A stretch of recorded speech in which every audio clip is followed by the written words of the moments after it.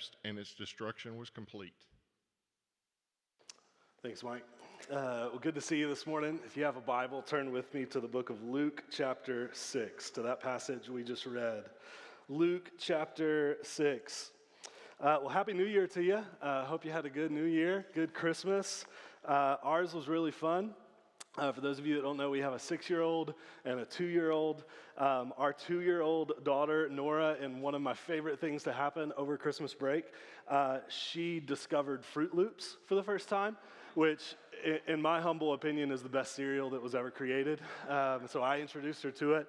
But maybe my favorite thing about it was consonants are hard. Words with a lot of consonants in them are difficult for a 2-year-old. And so she didn't call them Fruit Loops. She called them Shroot Boops, which I hope she never learns how to say it correctly, personally. I just hope she says it just like 16-year-old Nora calling them Shroot Boops. I think that would be hilarious. The other thing that happened that was quite exciting, to say the least, was we stayed at my in-laws' house for about a week.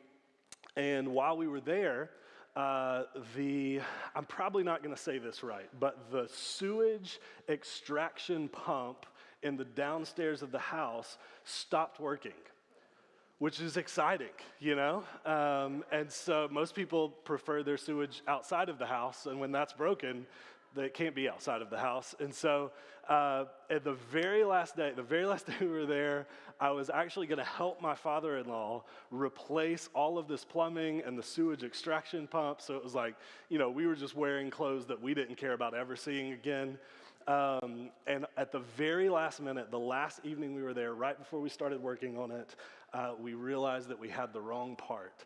And so I had to leave town without helping my father-in-law fix a sewage pump.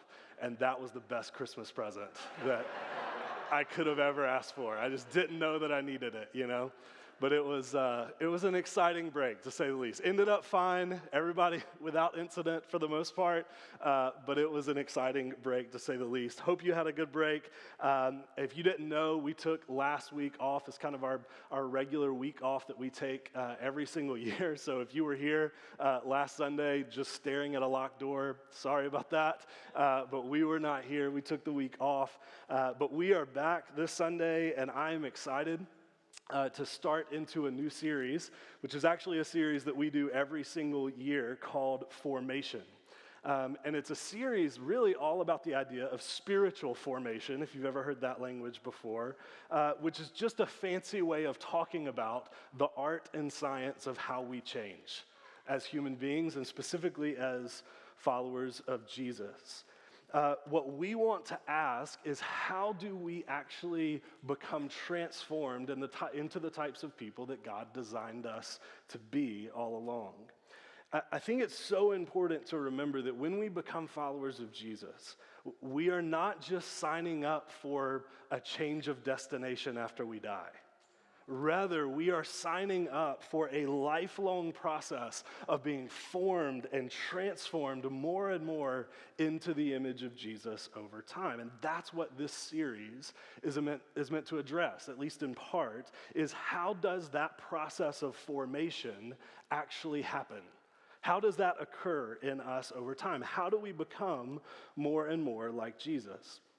Or, to put it even more broadly, how do we change as human beings? That's the question we're trying to answer. How do we change?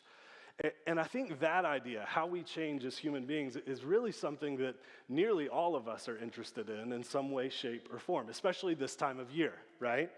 So it's January 2nd, which means that most of us are probably killing it on our New Year's resolutions right now, right? Just absolutely destroying it. If you're 24 hours in and it's already not going well, I don't know, maybe resolutions aren't for you, you know? Like maybe just try something else next year. But this is the time of the year that we think a lot about this stuff, right? How do we change? This time of year, we start to zero in on the things that we most want to change about ourselves. Maybe we want to be healthier, or we want better eating habits. Maybe we want to get a better handle on our schedule or find a new hobby of some sort. Maybe we want to get a better handle on our mental health in some way, shape, or form. or any variety of different things. But this is the time of year that a lot of people tend to focus on change. What do I want to change about myself, about who I am? What about me do I want to be different, and how do I get there exactly? You know, I find it interesting that for all of our society's talk about just being ourselves and just being true to ourselves, there's another very real side of most of us that doesn't want to just be ourselves at all. We want to be newer, better, healthier versions of ourselves, right? We want to change. But I think there's a dark side to all of this too. Because as much as we might want to change as human beings, many of us don't feel very good at changing. Right? Like, can we be honest about that? I mean, how many of us are ready to stand up and go, yep, every single year I successfully complete every single one of my New Year's resolutions. I perfectly executed them exactly the way that I saw it happening. I am a completely different person in all the ways I had hoped at the end of this year. My guess is that not many of us are in that place. Now, maybe there's a few of us, and if so, teach me your ways. I would love to learn from you in that. But I would imagine that's not where most of us are at. That's not the bulk of us. The bulk of us often really struggle with implementing change into our lives and our character. And I think sometimes that frustration is just a microcosm of a deeper sort of spiritual frustration that a lot of us feel as well, which is that many of us don't feel like we're changing to become more like Jesus very much. Some of us don't really feel like we're getting much of anywhere with that process either. Maybe in our best moments, we see little glimpses of growth, but then there's a very real part of us that looks at our worst moments, our biggest failures, our most significant struggles, and we feel like it's a real one step forward, two steps back type of situation. When everything hits the fan in life and life exposes the deepest, ugliest parts of us, sometimes I think a lot of us are very underwhelmed and discouraged at what comes out in those moments. I've shared this before, but for as long as I can remember, I have struggled tremendously with a tendency towards bitterness and resentment, towards things, towards people, all of that. I've told you guys this before, but I am an Enneagram 1, if you know what that is, which is basically a perfectionist. They don't call it that, but it is that. And I don't know if you've looked around our world lately, but there's some things that are just a hair shy of perfect around us. And so that in me tends to lead to a lot of frustration, a lot of resentment, a lot of bitterness. Sometimes it's at people directly, and sometimes it's just at situations. And there's some ways where I feel like over the course of the past, 15 years of following Jesus, I feel like I've seen some growth in that area of my life. I feel like I've grown some in my ability to deal with some of that before it comes out and before it hurts other people. But then there's other times, in fact, a lot of times, where I'm in the thick of it and I just think to myself, why do I still struggle with this? Why doesn't it feel like this part of me is changing very much over time? And when am I going to grow out of all of this? I don't know if you've ever had that type of experience as a follower of Jesus, but that's what we're talking about in this series. That's the tension that we're trying to get at in this series, is how we actually change as human beings. So this all brings us back to the question, the very important question, I think, which is, how do we actually change? How do we change as human beings and as followers of Jesus? How do we become more like Jesus over time? How do we participate in long-lasting, meaningful transformation in our lives in such a way that in those moments, in those horrible, worst possible moments I just talked about, how do we get to where what comes out in those moments is actually something that looks a little more like Jesus? And something that looks more and more like Jesus as time goes on. That's the question I want to try to answer this morning. And that is a big part of what Jesus actually gets at in Luke chapter 6. So take a look with me there. Luke chapter 6, starting in verse 47. This is Jesus speaking. He says this: "As for everyone who comes to me and hears my words and puts them into practice, I will show you what they are like. They are like a man building a house who dug down deep and laid the foundation on the rock. When a flood came, the torrent struck that house, but it could not shake it because it was well built. But the one who hears my words and does not put them into practice is like a man who built a house on the ground without a foundation. The moment the torrent struck that house, it collapsed and its destruction was complete. So Jesus tells us a story that illustrates two different ways of responding to his teaching about life and reality. The story is about two different men that each build a house. Now, the first man digs deep, and he builds his house on the rock, a very stable foundation. And because he did that, when the flood came, no matter how hard the water beat against the house stayed put. It had a strong foundation under it. But the second man in the second house was a completely different story from the first. That man didn't do the work of digging down to the rock. Instead, he just set his house on top of shifting ground. Another translation of this verse says that he built his house on sand. So when the flood hit it, the ground eroded and the house fell. So these two men and their respective houses are meant to represent two different responses to the teachings of Jesus. One man heard Jesus' words and was ultimately changed into an altogether different type of person as a result of it, while the other man simply heard Jesus' teaching and remained unchanged by it. And what does Jesus say in the passage is the difference between the two responses? Anybody see it? What's the difference between the two responses? Putting it into practice. That's what distinguishes the changed person in the story from the unchanged person. Practice. Jesus says that the house that made it through the storm was the man who heard Jesus' words and put them into practice. The house that didn't make it through the storm was the man who heard Jesus' words and did not put them into practice. The difference is practice. So I want to point out here, as I do most every year when we cover this passage in this series, that the difference between these two men was not a matter of knowledge. Do you see that? Jesus says plainly in the passage that both people heard the same thing. Both people heard the same information. They both ingested the same information. They were both aware of the exact same ideas from Jesus. That is so important for us to see. I think especially here in the Bible Belt in the South, it's so important for us to see because I think sometimes, especially within Southern Christianity, we can make it seem like knowledge is what matters most. We can make it seem as if being a follower of Jesus and becoming a follower of Jesus is simply about being able to recite a set of facts about God and or the Bible. Now, hear me, facts are important when it comes to following Jesus.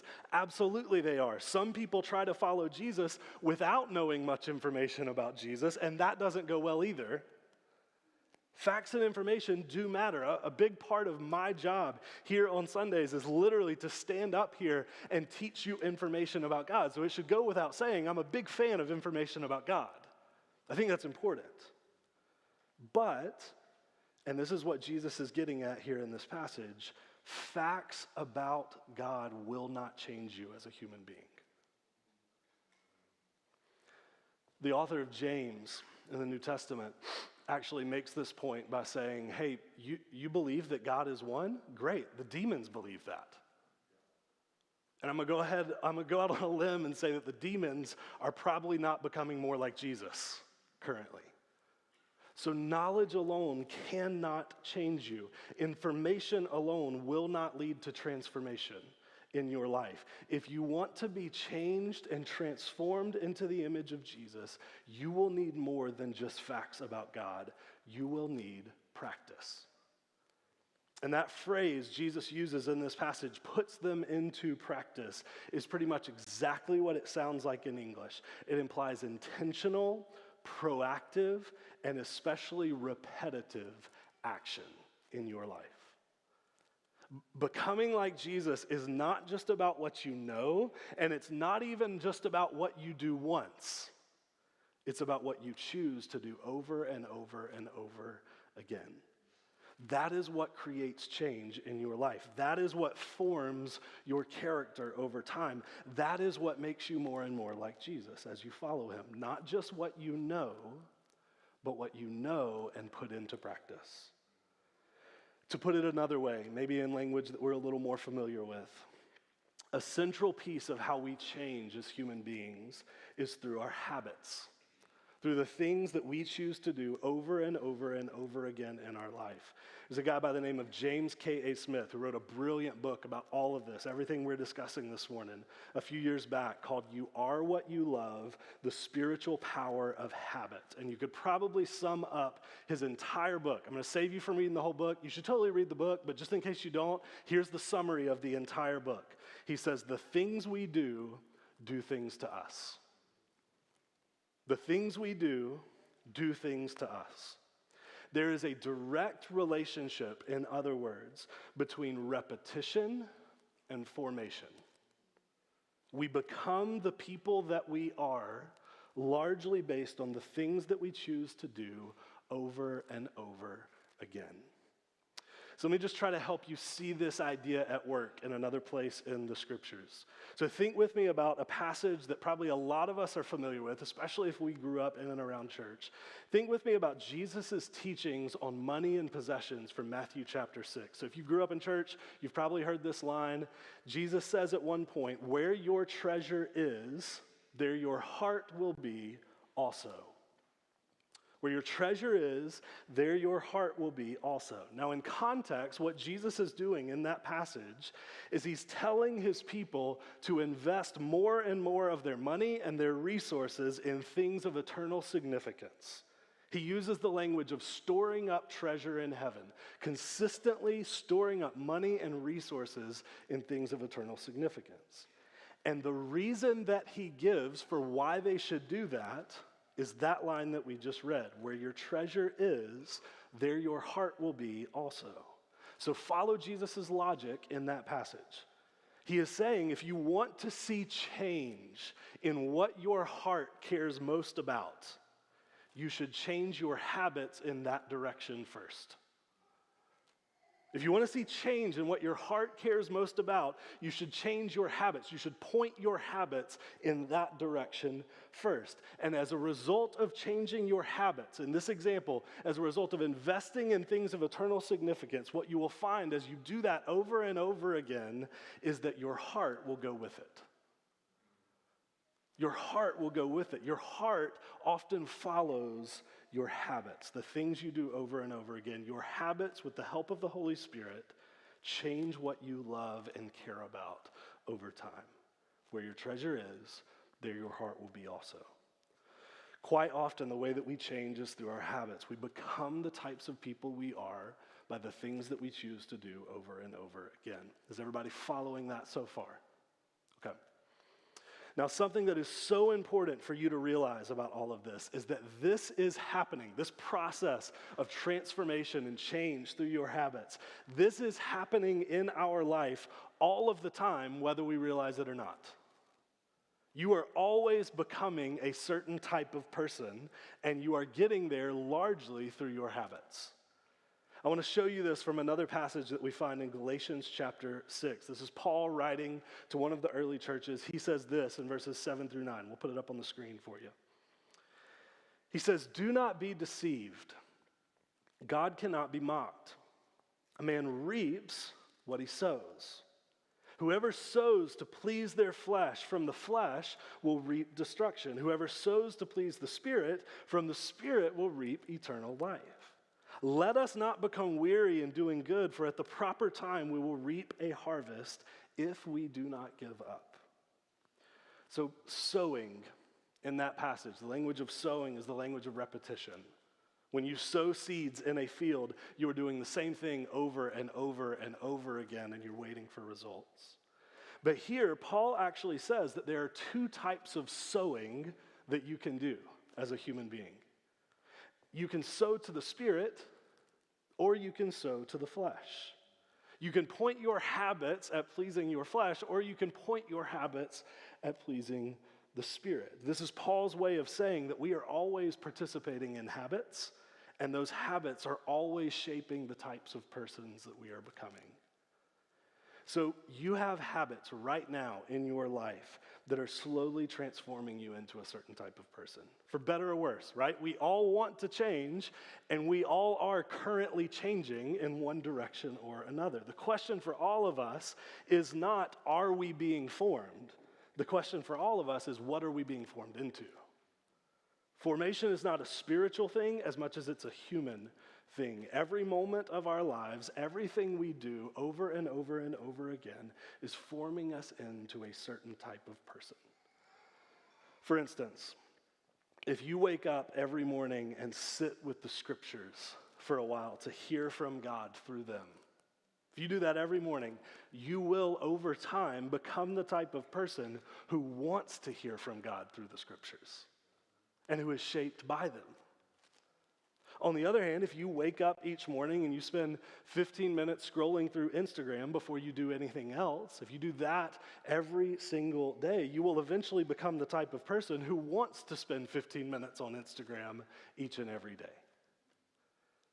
If you spend your commute home from work each day praying through your anxieties from the day and handing them over to the Father day after day, you will eventually become the type of person who is less and less anxious and is more and more at peace. If you come home from work every single day and you turn on 2 hours of Netflix to numb your mind from your anxieties from the day, you will eventually become the type of person who needs to watch 2 hours of Netflix every day to cope with reality. And so on. I mean, this isn't rocket science, right? I don't think I'm saying anything revolutionary here. I just don't know that we think about it sometimes. I don't know that we think about the fact that the things we currently do over and over again are forming us in a particular direction. They have the incredible ability to do that. To put it in business terminology, maybe you're familiar with this phrase. Your system is perfectly designed to give you the results that you're currently getting. That applies to business, but I think it also applies to our souls, right? If we're not content with who we've become, if we're not content with the level to which that we have become more like Jesus, chances are we need to look directly at our habits, because our habits have gotten us to where we currently are.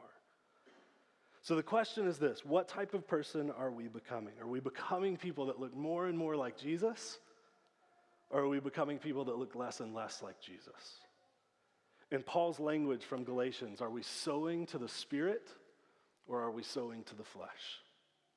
Now, that Galatians passage, I think, also hits on a very important component to how this works. And it may even be a question that's in the back of your mind right now. Sometimes when we start talking about how we change through our habits, it makes some of us a little bit nervous to talk about it in those terms. Because to some people, this makes it sound like we create change in our life rather than God creating the change in our life. And I really do understand that concern, because at the end of the day, we believe here at City Church that God is the source of all lasting change in our hearts and in our lives. He's the source of all lasting change when it comes to becoming more like Jesus. But notice from our passage in Galatians 6, I think this is really important to get, that Paul does not view God's power and our effort as competing forces in this passage. He actually views them as partners. In other words, we don't have to choose whether we want to try and change ourselves or whether we want God to change us.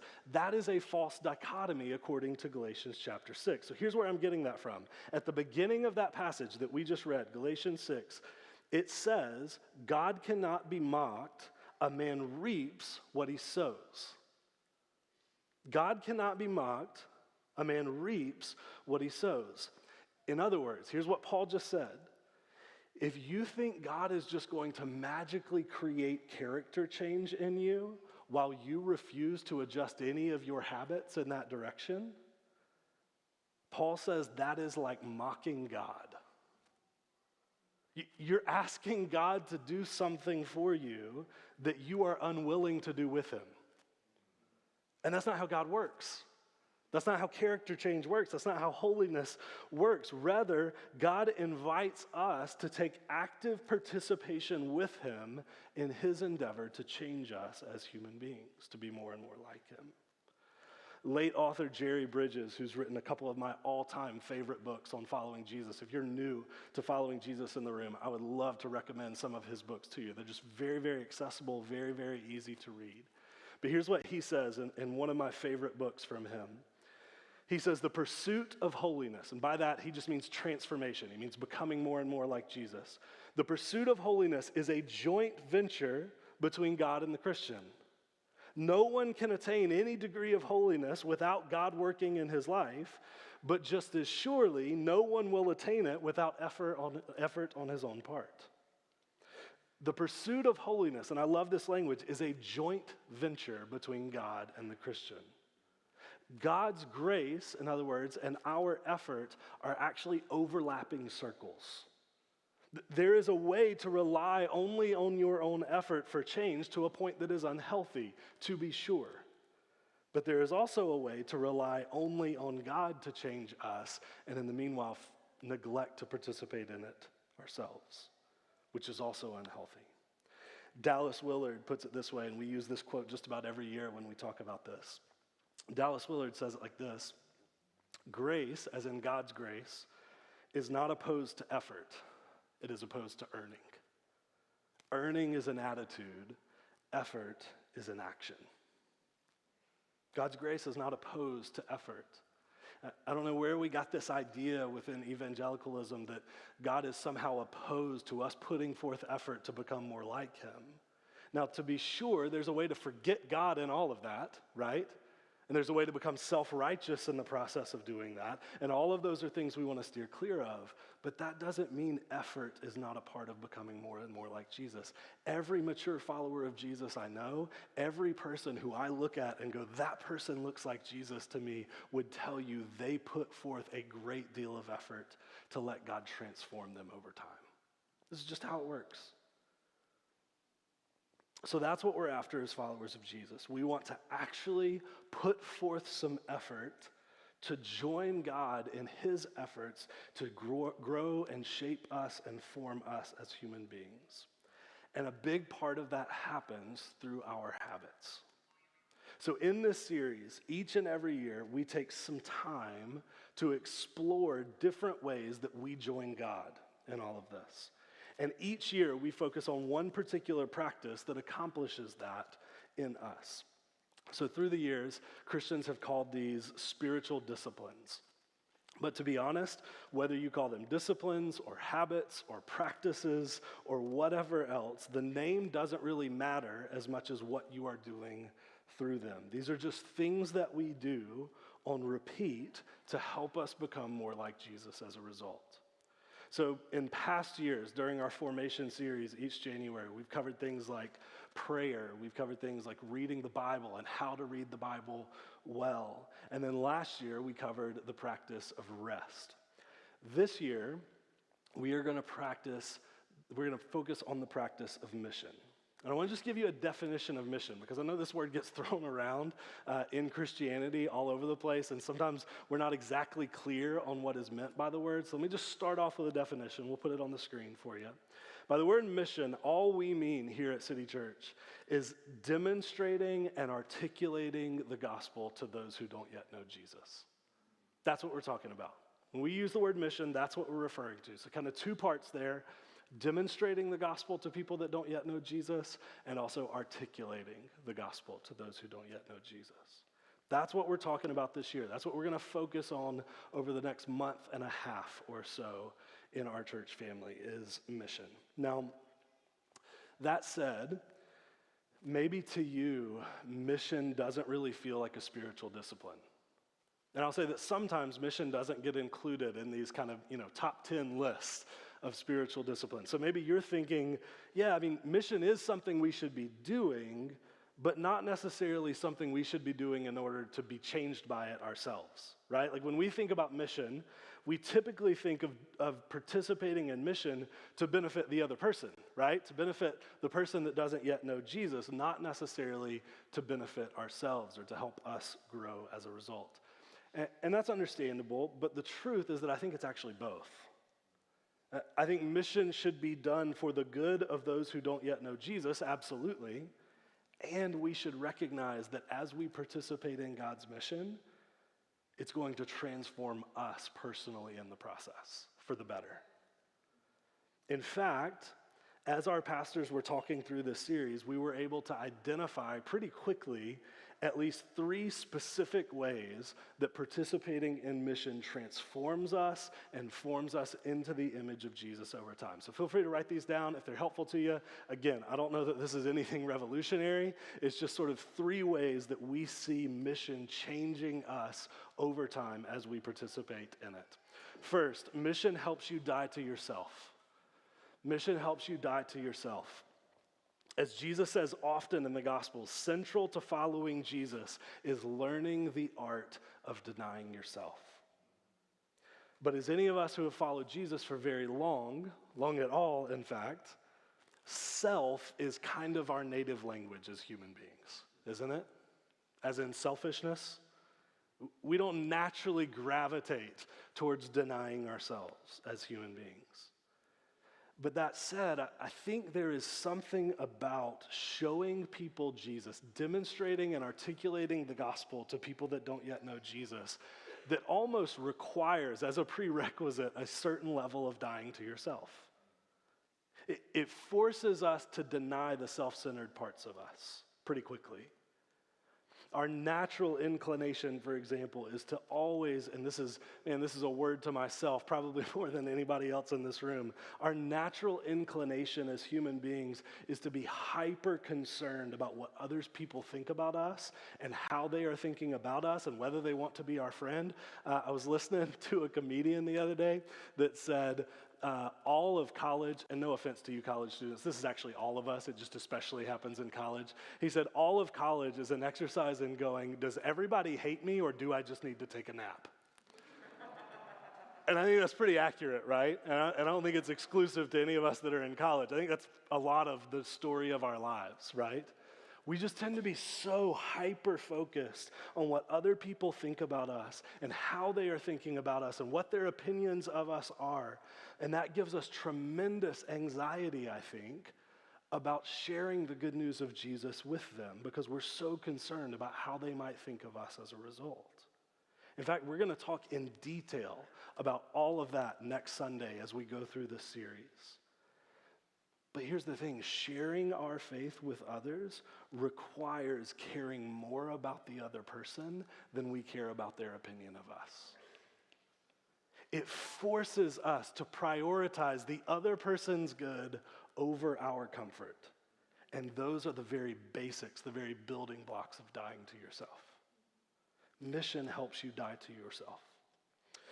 The second one, I think mission also changes us by helping us fine-tune what we believe.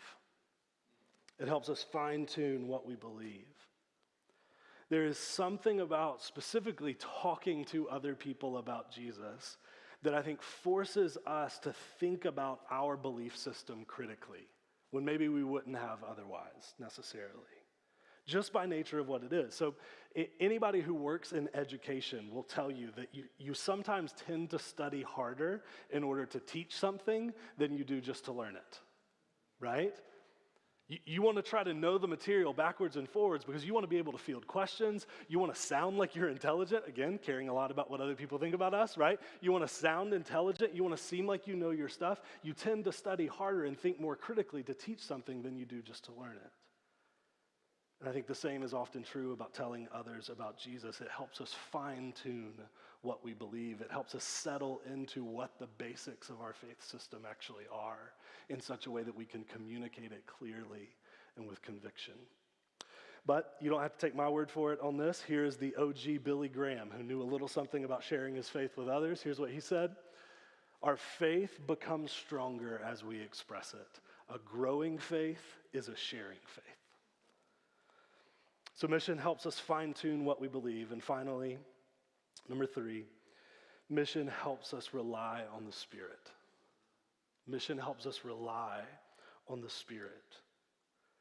We plan to get into this a lot throughout the series, specifically in week 3, but there is hardly anything that prompts me to rely on the Spirit's presence and power and work quite like living on mission with him.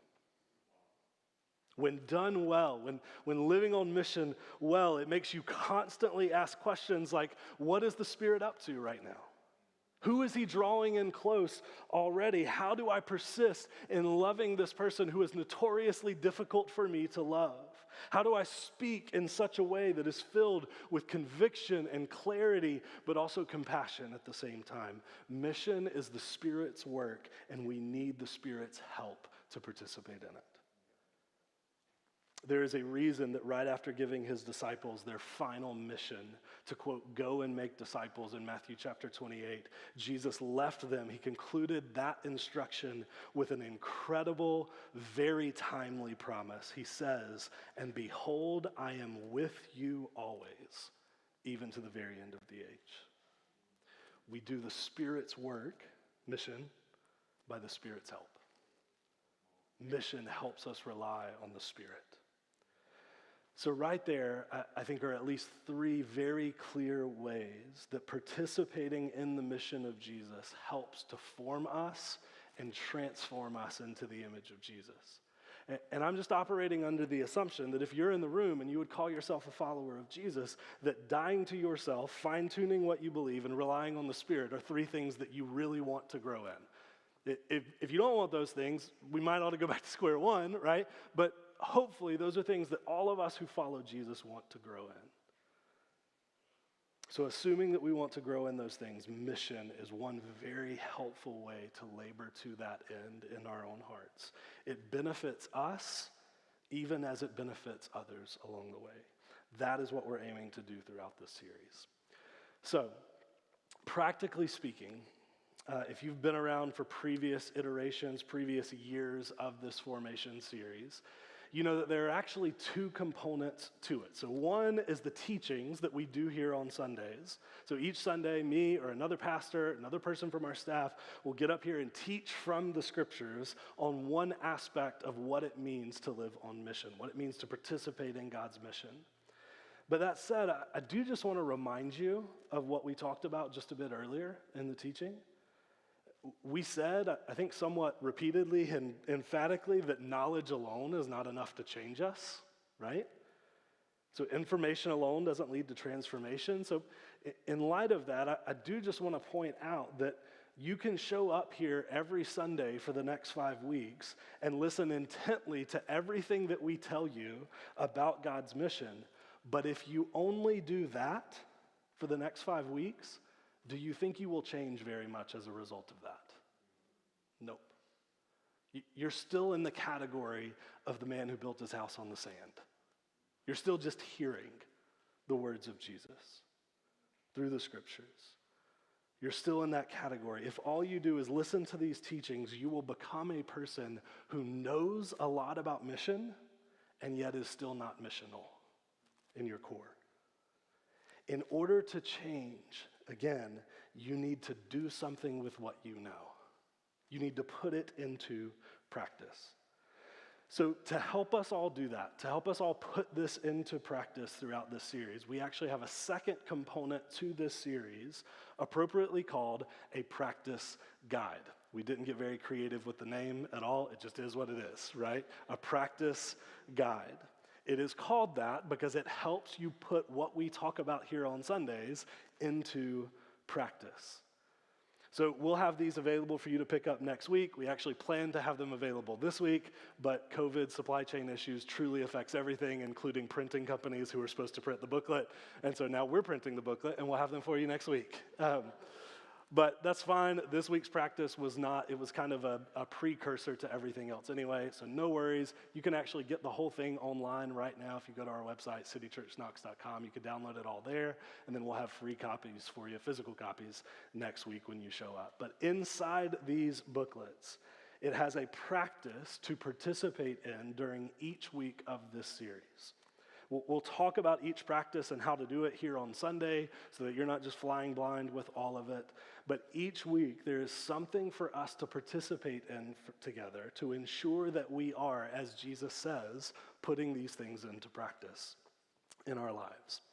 So here's what we're attempting to do. Just all my cards on the table. Here's why we felt led to do this practice and why we wanted to do the practice guide with it. If I know our crowd, which I hope I do at this point, that's kind of one of my jobs as a pastor, right? If I know our crowd, I know that so many of you really do want to live on mission. Like you desire it, you want to participate in it, you want that to be a part of your daily life. You want to demonstrate Jesus to people in your life that don't know him yet. You want to talk to them about Jesus and the gospel. But at the same time, you may not know exactly where to start. It may just feel like this monumental, sort of ethereal idea, and you don't know exactly how to start. Like you're going, like, do I just wait for them to ask the perfect question at the perfect time and launch into a monologue about Jesus and how they can be saved? Like, is that what we're talking about here? Like, do I just look for casual ways to like drop Jesus into conversations? I think some of us feel a little bit overwhelmed by just how conceptual the whole idea of living on mission is. We're in this place where we may want to do it. We want to live in that way, but it just feels like a monumental task. So this practice guide is basically designed to take that big concept and to break it down into some very tangible, very doable, very achievable steps. So on that note, let me just give you a fair warning. When you go look at this booklet online or when you get it next Sunday, it is possible that as you flip through the pages of it, some of the practices in the guide, or just the guide as a whole, may feel like a lot to you. It might feel a bit technical, for lack of a better word. You may get the booklet next week and look through the practices and go, this feels very complicated to me. This feels too systematic. It feels too process-like. I want it to be more relational. And that's fine. This isn't required. We're not going to like check to see if you're all going through the booklet together. Like that's not what we're doing here. This is entirely optional. You don't have to do it if it doesn't feel right to you. Total freedom there. But I will say this. If you decide not to do the practice guide, to learn and take practical steps in how to live on mission, I would just make sure that you're not participating in the practice guide because you already are living on mission regularly. If you don't already have a habit of living on mission in your life, maybe give the booklet a shot, right? It's better to try something than nothing. Even if it doesn't feel exactly like you want it to feel, it still could be incredibly helpful to you. Maybe you take the parts you like and don't use the other parts. Whatever you want to do, but I would just encourage you, don't knock it till you try it, basically, right? So if you don't have a plan for how to engage people in your life with the gospel, I would say maybe give this one a shot. Give the practice guide a shot. Now, all of that said, and thank you guys for being patient with me this morning, I want to just land here this morning. Very, very simple. I want to read you this passage that many of us have probably heard before from 1 Peter chapter 2. So Peter is speaking to followers of Jesus in the ancient world. He says this in verse 9. He says, "But you are a chosen people, a royal priesthood, a holy nation, God's special possession." And I want to just stop right there for a second. So these are all terms. Everything that Peter just said are terms that are rich in Old Testament history throughout the story of the Bible, describing these new identities that God has given to all who follow Jesus. A chosen people, a royal priesthood, a holy nation, God's special possession, all of these unbelievable things that Jesus has accomplished in and through his life, death, and resurrection. These are who we are as a result of what Jesus accomplished for us. We have an altogether new identity given to us by Jesus. And in the passage, it says that this new identity carries with it a new purpose. He says that these people have been given this new identity from Jesus that, continuing in the passage in verse 9, that you may declare the praises of him who called you out of darkness into his marvelous light. Friends, brothers, sisters in the room, this is why we have been rescued into God's family. This is why we have been brought from darkness into light, so that we might declare who Jesus is to the world around us. His glory, his worth, his beauty, his goodness, his grace. We have been given a new identity, yes, with a new purpose as a result, declaring, demonstrating, and articulating who Jesus is and what he's capable of to a world around us that desperately needs to hear it, whether they realize it or not. Living a life on mission. That is precisely what we've been put on this earth to do. That's precisely what we've been rescued by Jesus in order to do. Living on mission. So let's get after it. Let me pray for us.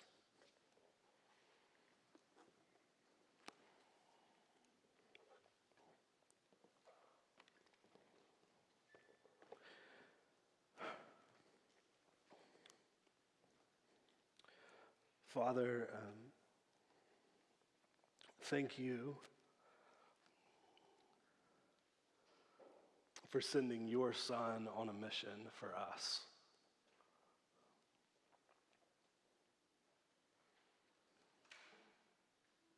God, thank you that though you didn't have to, though we had gotten ourselves into the mess that we were in, you chose not to leave us there, but instead to send your Son to rescue us out.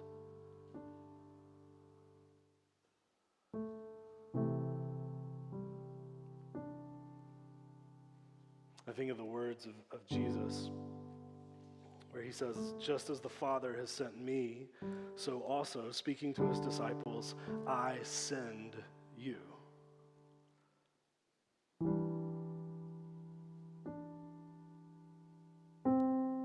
We worship a sent Jesus, and we are sent into the world on a mission.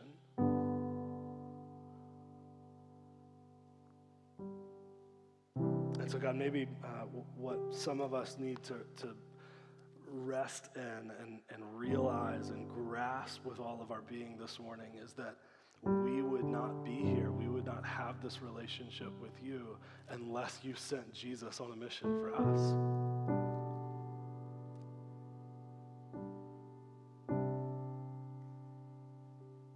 God, any goodness, any character change, any growth, any transformation in us, it is there because of you. And so my prayer is that realizing that and truly grasping that with our hearts would motivate us into a life of mission to those around us.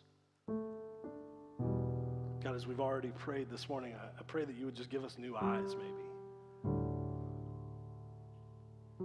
You would help us change the way that we see the people around us in incredible sorts of ways, that you would motivate us towards them, that you would push us towards them out of care and compassion for them and out of worship for you. And so God, our prayer is that you would make us and continue to make us into a missional church. A church that doesn't just exist to show up and have ministries that are designed for us and get our spiritual shot in the arm each week and go home and go about our lives as normal. But God, I pray that this right here on Sunday would become a rallying cry every single week to walk out of these doors and participate in the real ministry, in demonstrating and articulating the good news to people that haven't yet heard it or don't yet understand it. So God, we need your Spirit's help, as we've already sung, as we've already said today. We need your Spirit's help in us and through us to motivate us in that direction. And so God, we just ask for your Holy Spirit to come and fill us and make us who you want us to be. Transform us more and more to the image of Jesus.